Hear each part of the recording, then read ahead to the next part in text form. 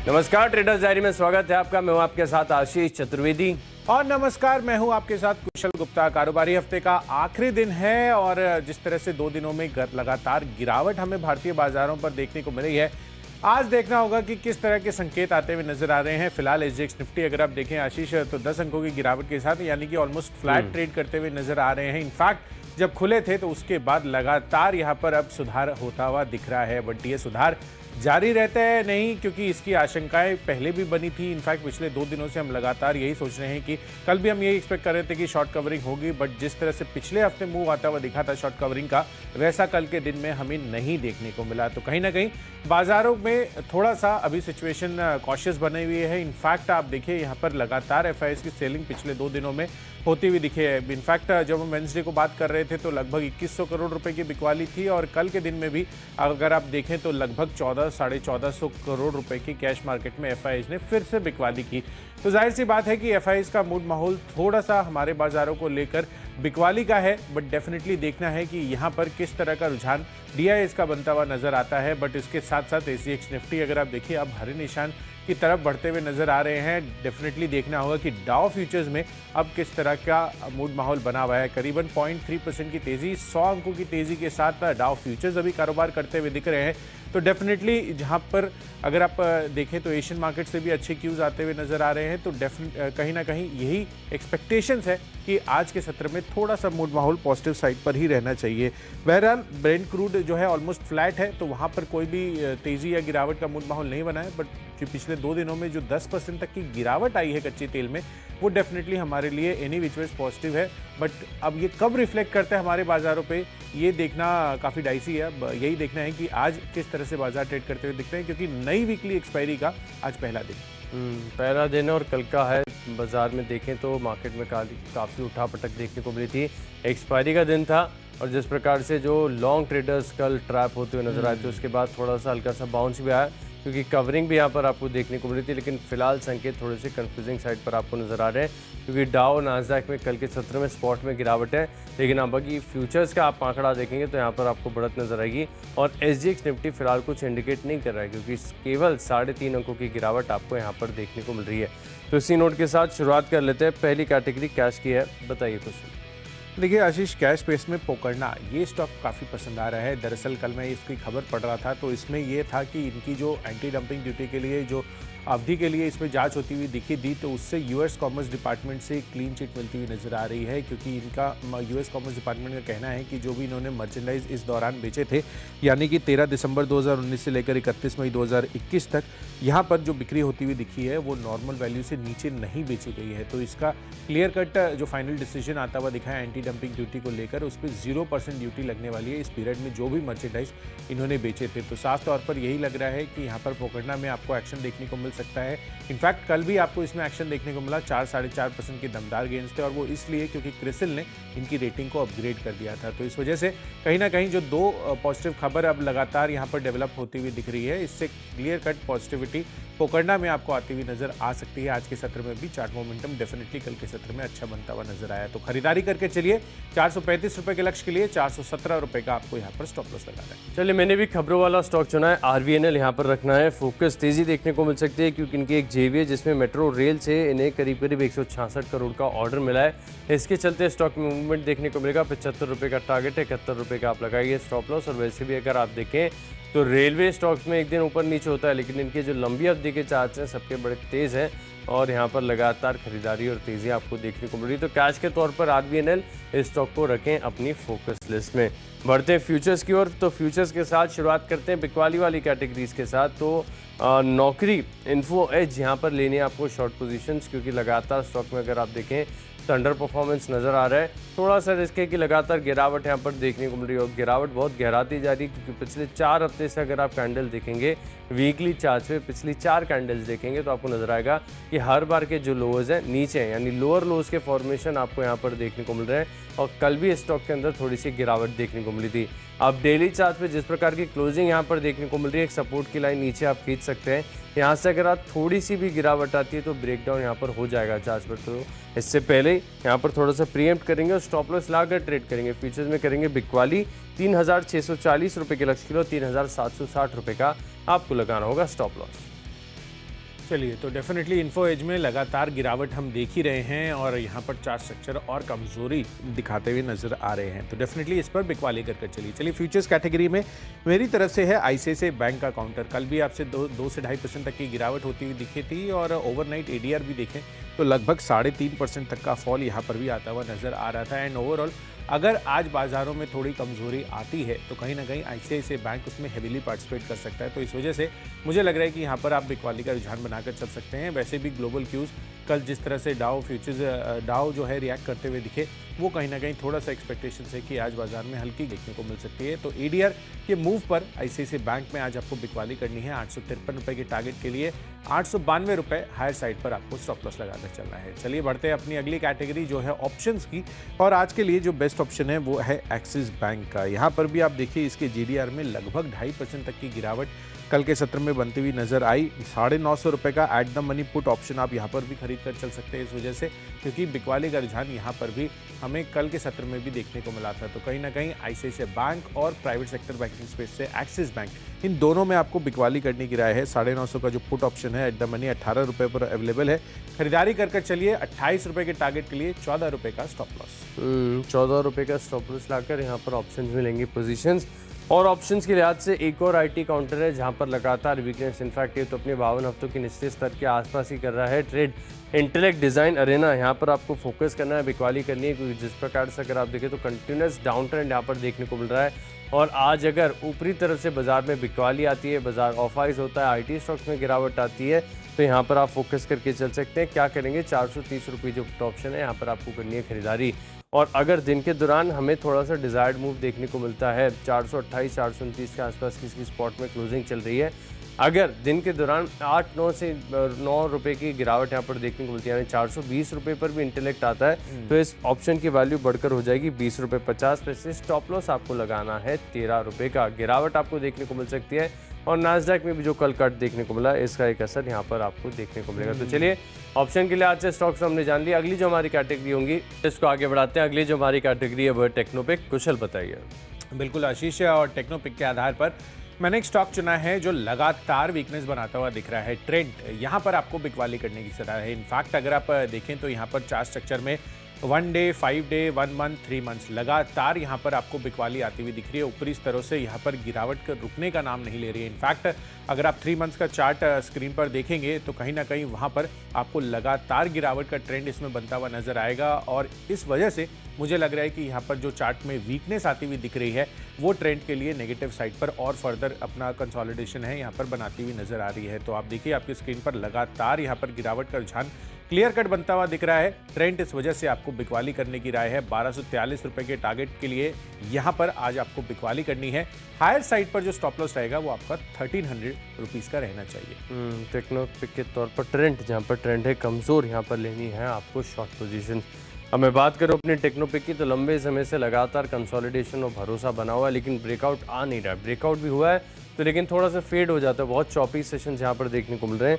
Stock का नाम है ग्लेनमार्क। यहाँ पर भी आप देखिए डेली और वीकली दोनों चार्ट्स पर अगर आप देखेंगे तो एक छोटा सा राउंडिंग बॉटम फॉर्मेशन बड़ी आसानी से आपको जो है नज़र आ जाएगा। अभी जो राउंडिंग बॉटम है वो अक्यूमुलेशन का प्रतीक है, यानी जब भी थोड़ी बहुत गिरावट आती है तो स्ट्रॉन्ग हैंड जो है स्टॉक को अक्यूमुलेट करते हैं। इसके लिए कोई बड़ी गिरावट नहीं आ पाती और धीरे धीरे अगर आप देखें तो स्टॉक बाउंस देता है। लेकिन अभी काफ़ी दिनों से आप देखें तो बहुत ही सीमित रेंज में कारोबार यहाँ पर देखने को मिल रहा है। तो ग्लेनमार्क फार्मा, एक बार सिस्टम में आप इसका चार्ट ज़रूर चेक करिएगा। अच्छी तेज़ी यहाँ पर नज़र आती है, पोटेंशियल बढ़िया है, लेकिन स्टॉप लॉस करना और मूव भी रखना होगा। थोड़ा सा पेशेंस के साथ आपको वेट करना। 470 रुपये के लक्ष्य ले और स्टॉप लॉस आपको लगाना है करीब 416 रुपये का। तेज़ी यहाँ पर आपको देखने को मिलेगी। अब बात करते हैं फंडा पिक की, तो फंडा पिक के लिहाज से एक मेटल कंपनी मैंने चुनी है, हिंदुस्तान कॉपर। लेकिन यहाँ पर वही ट्रेडर्स या वही निवेशक यहाँ पर पोजीशंस बनाए जिनके पास धैर्य हो। अगर आपके पास पेशेंस नहीं है तो स्टॉक को करिए अवॉइड, क्योंकि हिंदुस्तान कॉपर लंबी अवधि के लिहाज से देखिए स्टोरी काफ़ी अच्छी अनफोल्ड हो रही है पूरे कॉपर जो कंपनीज़ हैं इनके लिए। क्योंकि सबसे बड़ी बात है कि जिस प्रकार से आप देखिए दुनिया भर में ईवीज़ का चलन लगातार बढ़ते जा रहा है, ऐसे में स्वाभाविक है कि जो कॉपर की मांग है इसमें आपको तेज़ इजाफा देखने को मिलेगा। देखिए आपके जो एक नॉर्मल ICE जो इंजन होते हैं इसके मुकाबले EVs में करीब 2.5 से 3 गुना ज़्यादा कॉपर का प्रयोग होता है। यानी अब अगर आप छोटी सी पैसेंजर व्हीकल गाड़ी भी देखें तो इसमें कॉपर का करीब 85 से लेकर 100 किलो तक का इस्तेमाल होता है। तो आगे जाकर मांग ज़बरदस्त आपको देखने को मिलेगी, लेकिन पेशेंस के साथ होल्ड करना है। बड़ी स्टोरी है, एक दिन में अनफोल्ड नहीं होगी, 3 महीने में भी नहीं होगी, समय ज़्यादा सा दे देना पड़ेगा आपको। तो 140 रुपये के लक्ष्य लिए फिलहाल के लिए व्यू बनाकर अपनी स्टॉक लिस्ट में ऐड कर लीजिए। एक बार पार कर गया तो रिव्यू करेंगे, लेकिन समय भी देना होगा, फिलहाल 9 महीने का, इसके बाद एक बार रिव्यू करेंगे। लेकिन हिंदुस्तान कॉपर मेरी तरफ से फंडा पे। चलिए डेफिनेटली आशीष, इनफैक्ट ईवी तो डेफिनेटली एक बड़ा कंज्यूमर सेगमेंट है ही कॉपर का। इसके साथ साथ आपको ये भी देखना है इनफैक्ट कि कॉपर की कीमतों में जब भी तेज़ी आती है तो डेफिनेटली हिंदुस्तान कॉपर यहाँ पर बड़ा बेनिफिशियरी बनता हुआ दिखता है। तो अगर कमोडिटी प्ले भी कंजम्पशन के पहले आता हुआ दिखेगा तो आपको हो सकता है कि टारगेट्स बहुत ही जल्द अचीव होते हुए भी नजर आए। तो चलिए फंडा पिक के लिहाज से आशीष की तरफ से हिंदुस्तान कॉपर यहाँ पर खरीदारी करके चलिए। मेरी तरफ से है फंडा पिक में अशोक लेलैंड, यहाँ पर आपको खरीदारी करने की राय है। डेफिनेटली यहाँ पर जो कमर्शियल व्हीकल स्पेस में कंपनी ने प्रदर्शन किया है दिसंबर महीने में वो तो काफ़ी इंटरेस्टिंग है ही, साथ ही अब आपको इसको अपने लॉन्ग टर्म पोर्टफोलियो में भी शामिल करके चल सकते हैं। क्योंकि देश में जिस तरह से इकोनॉमिक एक्टिविटी का चाल चलन है, जो बढ़त आपको लगातार यहाँ पर देखने को मिल रही है, उस वजह से जो OEMs है और खासकर जो कमर्शियल व्हीकल्स में ज़्यादा डील करते हैं उनके लिए काफ़ी बढ़िया सौदा बनता हुआ दिख रहा है। इनफैक्ट जो अपॉर्चुनिटी है वो इनके लिए काफ़ी अच्छी है। कैश इन कर चलिए, 148 रुपये पर अभी अवेलेबल है। अगले 12 महीनों में 180 रुपये हो सकता है कि 200 रुपये के टारगेट्स भी ये जल्द अचीव करते हुए नजर आए। तो अशोक लेलैंड अपनी लॉन्ग टर्म पोर्टफोलियो में आप शामिल कर चल सकते हैं। चलिए बढ़ते हैं अपनी अगली कैटेगरी जो है निवेश की, और इन्वेस्टमेंट पिक है मेरी तरफ से CE इन्फो सिस्टम्स यानी कि मैप माई इंडिया, यहाँ पर खरीदारी करने की राय है। तो डेफिनेटली आशीष EV की बात कर ही रहे थे, इसके साथ साथ आपको जो कनेक्टिविटी है उस पर भी बड़ा ध्यान देना है। और GPS नेविगेशन सिस्टम लगातार यहाँ पर इन्होंने अपनी अच्छी खासी पकड़, अच्छा खासा मार्केट शेयर लगातार OEMs में बनाते हुए ये नज़र आए हैं। तो अक्रॉस द सेगमेंट अगर आप देखें तो यहाँ पर CE इन्फो सिस्टम्स के सॉफ्टवेयर्स इंटीग्रेट किए जाते हैं व्हीकल्स में, और इस चीज़ को ध्यान में रखते हुए जो अगर OEMs की डिमांड बढ़ती है आगे चलकर तो डेफिनेटली CE इन्फो सिस्टम्स के लिए भी इनके प्रोडक्ट की काफ़ी अच्छी डिमांड या सेल्स ग्रोथ आप कह सकते हैं होती हुई नजर आती है। तो डेफिनेटली CE इन्फो सिस्टम्स अपने रेडार पर रखिए, यहाँ पर भी खरीदारी कर चल सकते हैं आप। और 1031 रुपये के टारगेट के लिए यहाँ पर आपको आज की प्राइसिंग है 1230 रुपये का लक्ष्य लगाकर चलिए। अगले 12 महीनों में ये टारगेट्स आपके लिए अचीव हो सकते हैं। टारगेट्स यहाँ पर अचीव हो सकते हैं। CE इन्फो सिस्टम्स यहाँ पर आप रखेंगे फोकस। लेकिन कुशल, एक मैं खबर देख रहा था कि कल के सत्र में आ रही थी कि ओला भी अपनी तरफ से जो है अब मैप्स को डेवलप कर रहा है। तो कहीं ना कहीं इनके लिए कंपटीशन बढ़ता जा रहा है, तो यहाँ पर भी आपको रखनी चाहिए नज़र। अब मैं बात करता हूँ अपने निवेश के लिहाज से जो स्टॉक है वो है सेल, यहाँ पर आपको रखना है फोकस। क्योंकि जिस प्रकार से अगर आप देखें तो स्टील की कीमतों में लगातार रिबाउंड देखने को मिला है। पिछले 3 से 4 दिनों में रोज़ आप सुन रहे कि कोई ना कोई मिल जो है कीमतें प्रोडक्ट्स में, सेगमेंट्स में बढ़ाती जा रही है। तो ये दिखा रहा है कि अब काफ़ी हद तक जो है रिवाइवल यहाँ पर आपको देखने को मिला। ना कि सिर्फ स्टील की, आयरन ओर की भी कीमतें बढ़ रही हैं, साथ में जो पिग आयरन है इसकी भी कीमतें बढ़ रही हैं। तो ये जितना भी पूरा फेरस स्पेस है यहाँ पर रिबाउंड के संकेत अब अच्छी तरीके से देखने को मिल रहे हैं। सेल के वैल्यूएशन काफ़ी बढ़िया है, डिविडेंड यील्ड अच्छी है, तो 6 से 12 महीने का समय दीजिए। और मैं मान रहा हूँ कि अगर ग्लोबल मार्केट्स का सेटअप ठीक ठाक रहता है तो यहाँ पर भी आपको तेज़ी देखने को मिलेगी। 100 रुपये के पार जाने के लिए तैयार हो रहा है, तो निवेश के लिए अपने पोर्टफोलियो में थोड़ी सी जगह दीजिए। सेल के लिए इस स्टॉक को आप कर सकते हैं शामिल। अब लिस्ट को आगे बढ़ाते हैं। जो हमारी कैटेगरी है वो है खबरों की, और खबरों के लिहाज से एक स्टॉक ऐसा है जो लगातार बड़ी तेज़ी दिखा रहा है, इतनी बड़ी अपसाइड यहाँ पर देखने को मिल रही है। एक बार स्क्रीन पर आपको इसका जो है महीने भर का चार्ट लेकर आते हैं, तब आपको मालूम पड़ेगा कि किस प्रकार के जो बड़े मूव्स हैं यहाँ पर आपको देखने को मिले। स्टॉक का नाम है अपोलो माइक्रो सिस्टम्स, यहाँ पर आपको रखना है फोकस। देखिए टेक्निकली हिम्मत तो नहीं है अभी खरीदारी करने की, क्योंकि इतना बड़ा अपोव यहाँ पर कंटिन्यूस आप देखें काफ़ी अच्छे एंगल के साथ ये स्टॉक में बढ़त देखने को मिल रही है। तो लंबी अवधि का 1 महीने का चार्ट जो है आपकी स्क्रीन पर फिलहाल फ्लैश करेंगे तो आप देखिए अच्छी तेज़ी यहाँ पर आपको देखने को मिले। शायद इंट्राडे चार्ट था, लेकिन आप लंबी अवधि का भी चार्ट देखें तो बड़ी तेज़ी यहाँ पर देखने को मिल रही है। एक तरफा मूव है।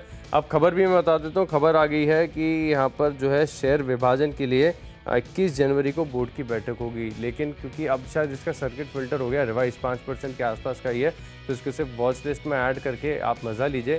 खरीद तो नहीं पाएंगे, लेकिन यहाँ पर फोकस रखना है 345 रुपये के लक्ष्य के लिए, और करीब 328 रुपये का आपको लगाना होगा स्टॉप लॉस। बिल्कुल आशीष, डेफिनेटली अपोलो माइक्रो सिस्टम्स को तो आपको नज़र में रखनी है। इनफैक्ट एक और चीज़ मैंने नोट की आशीष, आप हिंदुस्तान कॉपर सेल ये लंबी अवधि के लिए देते हुए नजर आ रहे हैं। मुझे तो बहुत डर लगता है क्योंकि यहाँ पर कमोडिटी प्ले भी इम्पैक्ट आता है एंड डायरेक्ट कमोडिटी प्ले का कॉल लंबी अवधि के लिए कन्विक्शन रखना बहुत बड़ी बात है। तो डेफिनेटली देखना होगा कि वहाँ पर किस तरह का मूव आते हुए दिखता है। चलिए, खबरों के दम पर मेरी तरफ से स्टॉक है फोर्स मोटर्स का, यहाँ पर आपको खरीदारी करने की राय है। इनफैक्ट आप देखिए दिसंबर में जो प्रोडक्शन और सेल्स डेटा इनके आते हुए दिखे हैं वो काफ़ी बेहतरीन रहे हैं। इनफैक्ट कुल घरेलू बिक्री यहाँ पर लगभग 12% तक की तेजी आपको देखने को मिली है। मंथ ऑन मंथ आधार पर हालांकि थोड़ी सी परफॉर्मेंस डिप हुई है, बट अगर आप वाई देखेंगे तो फोर्स मोटर ने काफ़ी अच्छा प्रदर्शन किया है। घरेलू बिक्री के लिहाज से 1861 यूनिट यहाँ पर ये बेचते हुए नजर आए हैं 1657 यूनिट्स के मुकाबले। तो डेफिनेटली यहाँ पर खरीदारी करके चलिए। 1550 रुपए के टारगेट के लिए 1495 रुपए आपको यहाँ पर स्टॉप लॉस लगाना है। तो फोकस करके चल सकते हैं। खबरों के लिहाज से यहाँ पर आपको रखना है फोकस। तो चलिए, खबरों के लिहाज से स्टॉक तो जान लिया। अगली और आखिरी कैटेगरी है माई चॉइस। बढ़ते हैं आखिरी कैटेगरी यानी माई चॉइस की तरफ। और पहला जो स्टॉक है मेरी लिस्ट में वो है जिंदल सौ। और हफ्ते की शुरुआत में स्टॉक मैंने आपको बताया था, आपको याद होगा। आज फिर से रिपीट कर रहा हूँ क्योंकि कन्विक्शन बढ़ गया है, क्योंकि कल के सत्र में आ गया ब्रेकआउट और जिन्होंने पहले कॉल पर खरीदा था उनको तो बढ़िया मुनाफा हो गया है। कल 5-6% कमज़ोर बाजार में चलकर ये स्टॉक बंद हुआ है। और जिस चीज़ की मैं बात कर रहा हूँ कि पूरे फेरस स्पेस के जो स्टॉक्स हैं, पिगाइन वाली कंपनीज़ हैं, डीआई पाइप्स बनाने वाली कंपनीज़ हैं और स्टील कंपनीज़ हैं, यहाँ पर आपको रखना है फोकस। 1-2 दिन के उतार चढ़ाव से डरिए मत, पोजीशंस बनाकर रखिए, पैसा यहाँ पर बनता है। 119 रुपये का टारगेट है और 112 रुपये का आप लगाइए स्टॉप लॉस। अगला स्टॉक है मेरे लिस्ट में जीएसपीएल। यहाँ पर भी आपको रखना है फोकस। टेक्निकल चार्ट्स अगर आप देखें तो कंपैरेटिवली काफ़ी बढ़िया लग रहे हैं। ब्रेकआउट की स्थिति यहाँ पर लग रही है, एफएनओ से बाहर हो गया है, तो यहाँ पर भी फोकस रखना है। लेकिन कोई एक ही दिन में बड़ा मूव नहीं आएगा, समय थोड़ा सा देना होगा। 284 का टारगेट, 272 रुपये का स्टॉप लॉस। और आखिरी स्टॉक है मेरे लिस्ट में लेटेंट व्यू। यहाँ पर देखिए रिवर्सल के ऊपर मैं बेट कर रहा हूँ क्योंकि जब से लिस्टिंग हुई थी कंटिन्यूस गिरावट यहाँ पर देखने को मिली थी। अभी भी पुख्ता संकेत नहीं है, लेकिन जिस प्रकार का टेक्निकल स्ट्रक्चर डेली और वीकली चार्ट्स पर बना हुआ है, ऐसा लग रहा है कि स्टॉक प्रयास कर रहा है कि अब निचले स्तरों पर एक बेस बनाने के लिए। तो यहाँ पर एक बाउंस भी आएगा। 385 रुपये का टारगेट है और 370 बहुत ही टाइट लगाइए आप स्टॉप लॉस। बिल्कुल, तो चलिए लेटेंट व्यू एनालिटिक्स यहाँ पर खरीदारी करने की राय आ रही है आशीष की तरफ से। माई चॉइस कैटेगरी में मेरे तीनों के तीनों बिकवाली के कॉल्स हैं और तीनों के तीनों दिग्गज आईटी काउंटर्स हैं।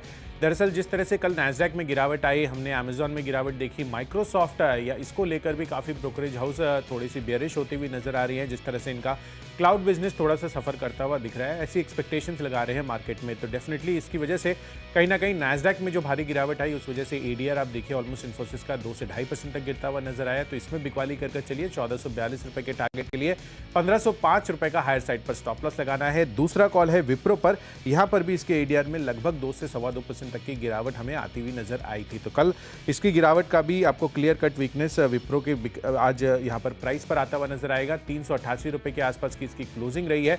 लगातार ये काउंटर वीकनेस शो करता हुआ दिख रहा है। 376 रुपए के टारगेट के लिए विप्रो में बिकवाली करनी है। 393 रुपए हायर साइड पर स्टॉप लॉस लगाना है। और आखिरी कॉल है मेरी तरफ से टेक महिंद्रा पर। यहां पर भी चार्ट स्ट्रक्चर लगातार वीकनेस शो कर रहे हैं। नैस्डैक में कल भारी बिकवाली थी 1 से 1.5% तक की, और कहीं ना कहीं यहां पर जिस तरह की गिरावट और चार्ट स्ट्रक्चर बनते हुए नजर आ रहे हैं वो डेफिनेटली मोमेंटम दिखा रहे हैं कि आज लोअर साइड पर और फर्दर बनता हुआ दिख सकता है। तो 1015 रुपए की प्राइसिंग रही है।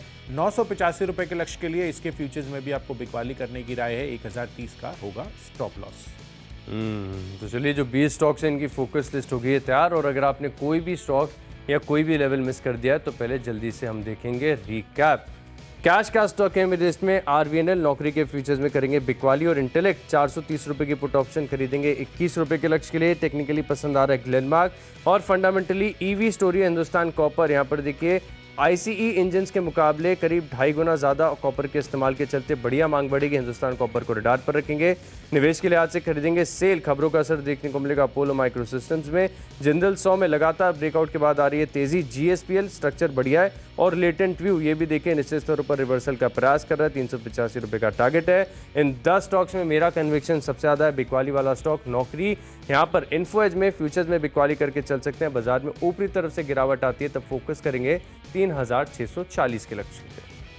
चलिए, कैश स्पेस में पोकरना यहाँ पर खरीदारी करने की राय है। यूएस कॉमर्स डिपार्टमेंट की तरफ से इनकी जो एंटी डंपिंग ड्यूटी को लेकर फैसला आता हुआ दिखा है वो काफ़ी पॉजिटिव है। साथ ही एडीआर और जीडीआर की गिरावट के बाद आज आईसीआईसीआई बैंक और साथ ही एक्सिस बैंक वीकनेस शो कर सकते हैं। तो यहाँ पर बिकवाली कर चलिए। साथ ही ट्रेंड का चार्ट स्ट्रक्चर लगातार 1 मंथ, 3 मंथ्स, 5 डेज यहाँ पर गिरावट दिखाता हुआ दिख रहा है, तो लगातार वीकनेस है, तो चार्ट स्ट्रक्चर में कमजोरी की वजह से ट्रेंड में भी बिकवाली करी है। अशोक लेलैंड यहाँ पर पॉजिटिविटी बन सकती है। अगले एक साल में 180 रुपए के टारगेट्स भी आते हुए नजर आ सकते हैं, हो सकता है 200 के लेवल्स भी आ जाए। सी इन्फो सिस्टम्स यानी कि मैप माई इंडिया 1230 के लक्ष्य के लिए यहाँ पर भी खरीदारी कीजिए लंबी अवधि के हिसाब से। फोर्स मोटर्स के अच्छे नंबर्स आते हुए दिखे हैं, 1550 का टारगेट यहाँ पर भी बनाकर चल सकते हैं। और बिकवाली करनी है माइचर्स कैटेगरी में तीनों की तीनों दिग्गज आईटी कंपनियां। नैस्डैक में जो गिरावट आई है उसका असर आज यहाँ पर आपको देखने को मिलेगा। तो इन्फोसिस, विप्रो और टेक महिंद्रा में बिकवाली करके चलिए। और आज के लिए मेरा बेस्ट पिक बन रहा है इन्फोसिस का। यहाँ पर आप बिकवाली करिए। एडीआर लगभग 2 से 2.5% तक गिरता हुआ नजर आया था। 1442 रुपए के टारगेट के लिए यहाँ पर बिकवाली करनी है। तो चलिए, हमने सारे के सारे स्टॉक्स और जितने भी इनके लेवल्स हैं उसकी तो हमने आपको शॉर्ट रिकैप में चर्चा करके बता दी है, पर किस तरह से बाजार ट्रेड कर रहे हैं एक बारी उस पर भी नजर डाल लेते हैं। एसजीएक्स निफ्टी सबसे पहले उसको देखते हैं कि वहां पर किस तरह का रुझान बन रहा है। ऑलमोस्ट सिमिलर रुझान है जब शो की शुरुआत की थी। ऑलमोस्ट 9 से 10 अंकों की गिरावट है और अभी भी उसी लेवल पे ये सस्टेन करते हुए दिख रहे हैं। अब इसका रीजन क्या है? डाउ फ्यूचर्स आप एक बारी स्क्रीन पर लेकर आइए, वहां पर देखते हैं कि किस तरह का रुझान है। 100 अंकों की तेजी बनी हुई थी और अभी भी आपको वही लेवल्स, इनफैक्ट 110 अंकों की तेजी अब डाउ फ्यूचर्स दिखा रहे हैं। नैस्डैक पर भी लगभग आधे % की तेजी नैस्डैक फ्यूचर्स में हमें आती हुई नजर आ रही है। तो जो मार्केट्स है, कल के सत्र में यूएस मार्केट्स में जिस तरह का फॉल आता हुआ दिखा था, आज कहीं ना कहीं लग रहा है कि डाउ फ्यूचर्स के जरिए आपको एसजीएक्स निफ्टी हो सकता है कि ग्रीन टेरिटरी में कारोबार करता हुआ दिखे ओपनिंग पर।